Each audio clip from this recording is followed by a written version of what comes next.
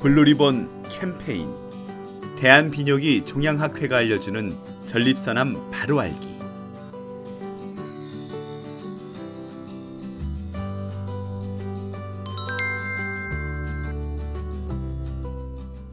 전립선암의 치료 방법에 대해서 그렇다면 이제 진단을 받으셨으면 치료를 해야 되겠죠. 전립선암의 치료는 여러 가지를 고려해서 결정을 합니다. 그래서 아까 말씀드린 전립선암의 진행 단계도 봐야 되겠고요. 암세포가 얼마나 악성도를 띠는지 그걸 봐야 됩니다. 그리고 환자분의 나이를 고려한 치료가 들어가야 되고, 환자분이 또 다른 질환들이 많이 있다면 그런 건강 상태도 이렇게 고려를 해서 치료를 해야 되겠고, 또 치료가 각각 부작용이 다릅니다. 치료 방법에 따라서. 그런 것도 이제 여러 다양한 요소를 복합적으로 고려해서 치료 방법을 이제 선택을 하게 되고요. 아까 이제 국소전립선암은 생존율이 상당히 높다고 말씀을 드렸었는데요. 대표적인 치료가 이제 근치적으로 전립선을 절제한다든지, 방사선으로 치료를 한다든지, 그리고 국소 치료로 냉동 치료, 고주파 치료, 이 능동적 감시요법이라는 게 또 있습니다. 그러니까 능동적 감시요법은 전립선암 중에서도 아주 순한 타입의 전립선암이 있어요. 그런 경우는 10년 동안 관찰해도 진행 없이 가는 경우가 한 70% 정도 됩니다. 그래서 그런 분들은 잘 추적 검사를 하면은 수술 없이도 이렇게 추적 관찰하면서 이렇게 오래 사실 수 있는 암이 있고요. 전이 전립선암은 아까 말씀드린 것처럼 호르몬 치료를 하게 되고요. 또한 요즘 트렌드는 전이가 있더라도 뭐 근치적 전립선 절제술, 방사선 치료를 하기도 합니다. 왜냐하면 이런 경우에도 이런 국소적인 치료를 해줬을 때 생존율이 증가하더라, 그런 보고가 있어서 이런 치료도 요즘 이제 시행이 되고 있고요. 거세 저항성 전립선암에서는 결국 마지막 단계인 항암 화학요법이 이렇게 사용이 되고 있고, 이 항암 화학요법, 과거에는 항암 화학요법밖에 없었습니다. 그렇지만 최근에는 항암 화학요법 앞 단계 또 뒷 단계에 여러 가지 신약들이 개발이 돼가지고 환자분들, 이 상태에 빠지신 분들도 생존율을 상당히 더 증가할 수 있는 여러 단계의 치료 방법들이 개발이 돼서 생존율을 올리는 데 도움을 주고 있습니다. 근치적 전립선 절제술에 대해서 이제 말씀을 드리겠는데요. 이 수술 방법은 암세포가 있는 이 전립선을 통째로 이제 드러내는 겁니다. 그래서 전립선과 전립선 뒤에 있는 정액주머니, 정낭을 전체를 제거하고 방광과 요도를 연결을 시켜주는 수술입니다. 그래서 이 수술은 뭐 모든 환자한테 시행을 하는 건 아니고요. 기대 여명이 10년 이상인 국소전립선암에 대해서 대표적으로 시행이 됩니다. 그래서 이 수술을 받으실 수 있는 단계라면 상당히 전립선암으로 예후가 좋으실 것 같은 그런 분들이 이런 치료를 받게 되시는 거고요. 그리고 건강하신 분들, 왜냐하면 전립선암으로 이렇게 쉽게 돌아가시지 않아요. 그래서 이 수술을 하시게 되면, 예를 들면 본인께서 뭐 다른 종양, 예를 들면 전립선암 외에도 뭐 폐종양이라든지 다른 뭐 간 종양이라든지 그런 게 있다면은 그때는 굳이 전립선암 수술을 하실 필요는 없습니다. 어떻게 보면 그 폐종양이라든지 간 종양이 더 급한 질환이기 때문에 전립선암은 수술적인 치료보다는 그런 경우에는 대기요법 같은 방법을 쓰는 방법이 맞겠고요. 아주 건강하시고 오래 사실 수 있는, 특히 우리나라로 치면 수술의 적응증은 한 75세 전후가 될 것 같습니다. 평균 수명이 한 85세까지 이렇게 남성 그 수명이 이렇게 지속이 되기 때문에 한 75세 전후로. 그렇지만 80세가 되셔도 수술 가능합니다. 왜냐하면 80세가 되셔도 90세, 100세까지 사실 건강을 가지신다면 수술하시는 게 맞겠죠. 전립선 수술 방법에는 개복 수술 방법이 있습니다. 이렇게 배를 가운데를 이렇게 길게 10cm 이상 길게 째가지고 수술하는 방법, 또는 회음부를 째가지고 이렇게 수술하는 방법이 있겠고요. 비침습적인 방법으로 이렇게 복강경, 배에다 구멍 뚫어서 하는 복강경, 거기에 더 나아가서 복강경과 노봇을 이렇게 결합한 노봇 수술 방법이 있겠습니다. 그래서 이런 복강경 노봇 수술의 장점은 출혈 및 수술 후 상처가 적기 때문에 아무래도 이제 회복 속도가 빠릅니다. 그리고 이 통증이라든지 수혈 빈도도 낮고 대표적으로 우리가 생길 수 있는 게 전립선암 수술 시에 이제 요실금, 발기부전 등이 많이 생기는데요. 그런 합병증이 또 적게 발생을 하고요. 또 일상생활로도 회복이 빠릅니다. 저희 환자분들 수술하고 나서 한 2, 3일 뒤에 돌아다니시거든요. 그리고 10일 후에 이렇게 퇴원하시는데 상당히 회복 속도가 빠릅니다. 그래서 개복 수술은 이처럼 창상 길이도 길고 또 위치도 항문하고 이렇게 회음부로 들어갔을 때 항문하고도 좀 가깝고 그런 면에서 조금 회복 속도가 좀 더 지연이 될 수가 있겠고요. 반면에 복강경 수술은 이렇게 보시게 되면 뒷부분 구멍이 흉터가 한 5mm에서 1cm 정도 됩니다. 거의 흉터도 별로 안 남고 환자분도 회복 속도가 상당히 빠르죠. 예, 그러다 보니까 좀 감염 합병증도 좀 덜하고요. 자, 복강경 수술입니다. 실제 저희가 이게 배 안에 여러 가지 이게 복강경 포트를 뚫어 가지고 이 안으로 이제 복강경 기구들이 들어가서 이 안에 있는 전립선을 이제 수술하는 게 되겠고요. 이 로봇이 이제 가지는 장점은 상당히 이 로봇팔이 사람의 그 개복 수술과 마찬가지로 손이 움직이는 것처럼 손이 자유롭게 움직일 수 있다는 것과 그리고 수술 시야가 상당히 많이 확대가 돼서 입체적으로 이게 볼 수가 있습니다. 그리고 이 시술에 있어서도 좀 더 섬세하게 할 수가 있기 때문에 환자분의 그런 합병증을 줄이는 데도 도움이 될 수가 있겠습니다.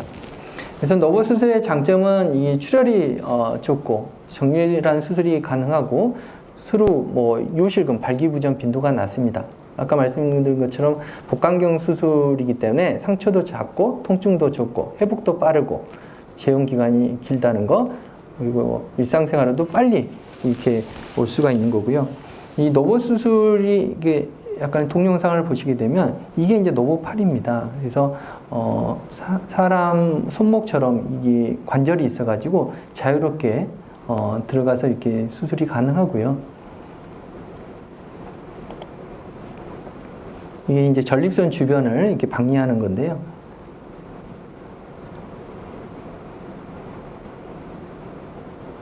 예, 이 전립선 주변에 이 신경들이 많이 지나갑니다. 그래서 이렇게 확대된 시야로 이렇게 수술을 하게 되면 훨씬 주변 구조물도 잘 보존하면서 수술이 가능하겠습니다. 그래서 왜 이런 섬세한 수술이 필요하냐면 저희가 이제 전립선 앞에 말씀드린 것처럼 전립선암 수술은 이 방광하고 요도 사이에 있는 이 전립선, 바말 크기의 전립선을 이제 제거하는 수술인데요. 그 끝자락에 전립선 끝자락에 이 요도 관략근이 있습니다. 그래서 이러한 구조물을 잘 보존해야지 그 요실금 수술 이후에 요실금 빈도를 낮출 수 있고요. 또한 이 전립선 위측으로 다양한 신경들이 지나갑니다. 이 신경들이 어디에 쓰는 신경이냐? 이게 남성에 있어서는 이 성기 쪽으로 가는 신경이기 때문에 이 신경들이 많이 손상이 되게 되면 수술 이후에 이런 성기 등이 많이 떨어지게 되는 거죠. 그래서 이러한 신경 보존을 얼마나 잘하느냐 그리고 이 요도 관략근을 얼마나 잘 보존하느냐가 수루 합병증에 큰 영향을 미치게 됩니다. 방사선 치료 방법이 있습니다. 그래서 방사선 치료는 약간 이제 전립선 마찬가지로 이제 전립선 안에 있는 암세포를 이제 죽이는 방법인데요. 좀 국소 전립선암에도 쓸 수 있지만 국소 진행형 암에서 이렇게 쓸 수가 있습니다. 그래서 방사선 치료를 주로 하는 경우는 수술하실 수 없을 정도로 동반 질환이 좀 심한 분들이 있겠죠. 마취를 하면 상당히 합병증이 이상이 되는 경우 그리고 또는 이제 수술 이후에 2차적으로 치료를 한다든지 또는 이제 뼈 같은 데 전이가 되어 있을 때 통증을 완화시켜 주기 위해서 이제 하는 치료 방법이 있겠습니다. 그래서 대표적으로 이렇게 외부 방사선 치료라고 해가지고 외부에서 우리가 이제 엑스레이 찍듯이 누워 계시면 이렇게 하는 치료인데요. 이거는 한 번에 끝나지는 않고 33회 정도 시행을 하게 됩니다. 그래서 대부분 33회 정도 통원 치료를 하시면서 레디에이션, 그러니까 방사선 치료를 받게 되고요. 이 한 번 방사선 치료를 받게 됐다고 해서 나중에 또 받는 건 아닙니다. 그래서 33회를 통해서 이게 한 번에 치료를 받게 되고 대부분 이제 방사선 치료는 호르몬 치료하고 이제 병행을 하게 되죠. 그리고 또 다른 치료는 근접 방사선 치료라고 해서 이 전립선 가까이에 이 바늘과 비슷한 물체를 전립선 내부에 이렇게 꽂습니다. 여러 군데 침처럼 이렇게 꽂게 되면 이 침에서 방사선이 분비가 돼서 암세포를 죽이는 그런 치료 방법이 되겠습니다. 호르몬 치료는 남성 호르몬의 생산을 중단하거나 작용을 차단해서 전립선 암의 진행을 억제하는 방법입니다. 근데 이제 호르몬 치료를 하게 되면 대부분 전립선 암 세포라든지 전립선이 이렇게 줄어들게 되죠. 그렇지만 한 1, 2년이 지나게 되면 치료에 반응을 안 하는 암세포들이 더 자라기 때문에 그때부터는 이제 거세 지향성 전립선 암으로 진행이 되게 되고 그 다음 단계는 뭐 항암 치료를 한다든지 다음 단계 치료를 하셔야 되겠습니다. 호르몬 치료를 시도하는 경우는 아까 말씀드린 뼈까지 전이가 되어 있다든지 임파선 전이가 되어 있는 경우가 되겠고요. 또한 방사선 치료하고 이제 병행을 한다든지 그런 경우에 할 수가 있겠고, 또한 암이 재발했을 때 호르몬 치료를 하는 겁니다. 호르몬 치료는 항암 치료하고는 다릅니다. 항암 치료는 머리 빠지고 막 구토하고 뭐 여러 가지 면역력도 저하되고 하는데요. 호르몬 치료는 남성 호르몬을 이렇게 떨치는 치료가 되겠습니다.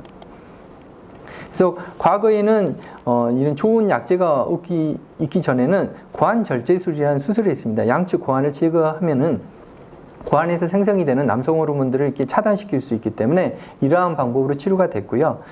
최근에는 이제 화학적 거세라고 해가지고 주사제를 사용해서 이렇게 치료를 하게 됩니다. 주사제는 그 용법에 따라서 한 달에 한 번 또는 석 달에 한 번, 6개월에 한 번씩 맞는 주사제를 이렇게 쓰는 거고요. 그래서 남성 호르몬이 이제 암세포에 이렇게 작용을 해서 자라게 하는데 그런 것을 이제 차단시켜주는 효과가 있게 되겠습니다. 화학요법은 조금 이제 부작용이 좀 있는 치료 방법이 되겠는데요. 호르몬 치료하고 나서 2년 정도 뒤에 이 거세 불응성 전립선 암으로 진행이 되는데요. 이때 이제 항암 치료가 이제 시행이 되겠습니다. 그리고 아까 말씀드린 것처럼 수술을 안 하고 지켜보는 경우가 있다고 말씀을 드렸었는데요. 전립선 암 중에서도 아주 저이형군이 있으십니다. 그래서 그런 분들은 10년간 진행을 안 하는 경우도 있거든요. 그런 분들은 능동적 감시요법이라고 해가지고 주기적으로 저희가 6개월에 한 번씩 아까 전립선 특이항원이라는 그런 수치도 계속 모니터링 하면서 진행을 하는가 안 하는가 계속 보면서 이런 보는 거고요. 만약 진행을 하는 것 같다 그러면 이제 수술적인 치료로 이렇게 접근하는 방법이 되겠고요. 대기요법은 예를 들면 이 전립선 암이 있지만 다른 암이 더 중한 암이 있으신 분들이 있어요. 그런 분들은 좀 더 기다렸다가 그 전립선 암이 진행이 됐을 때 그때 치료하는 방법이 되겠습니다. 그리고 국소 치료 방법 중으로 이제 얼려서 암세포를 죽이는 방법, 그리고 고주파로 해가지고 암을 열로 태워가지고 죽이는 그런 고주파 치료 방법이 있겠습니다. 전립선암 예방 수칙에 대해서 살펴보도록 하겠습니다. 그래서 전립선암 예방을 위해서는 일주일에 5회 이상 신선한 과일 채소를 먹는 게 필요하고요. 여러분 과일 채소보다 건강식품, 비싼 건강식품을 많이 사서 드시는데 차라리 그 돈으로 과일과 채소를 드시는 게 훨씬 더 효과적인 방법이 되겠습니다. 또한 일주일에 주 5일은 30분 이상 이렇게 유산소 운동을 하시는 게 도움이 되겠고요. 지방 함량이 높은 육류 섭취가 좀 위험성을 높이기 때문에 이런 걸 줄이고 또한 비만도도 또 낮추시는 게 도움이 되겠습니다. 그리고 50세 이상 되시는 분들은 연 1회 이상 전립선암 조기 검진을 하시는 게 필요하겠고요. 가족력이 있으시다 그러면 40대부터 관심을 가지고 병원에서 검사를 하실 필요가 있으시겠습니다. 그래서 대한비뇨기과학회에서 제정한 전립선암 예방 수칙을 다시 한번 말씀을 드리면요. 50대 이상은 연 1회 전립선암 검진 간단합니다. 직장 수지 검사, PSA 검사이고요. 그렇게 비용이 많이 드는 검사가 아닙니다. 그리고 가족, 친척 중에 전립선암이 있으시다면 40대부터 관심을 가지시고 검진을 받으시는 게 필요하겠습니다. 그리고 된장이나 두부, 청국장, 콩이 많이 든 음식을 드시는 게 좋고요. 동물성 고지방식을 피하시는 게 좋고 신선한 야채, 과일을 많이 섭취하는 게 좋습니다. 그리고 이 토마토에 라이코펜이라는 물질이 풍부하게 있는데요. 이런 것을 좀 섭취하시는 게 도움이 되겠고요. 운동요법을 같이 병행하시는 게 좋겠습니다.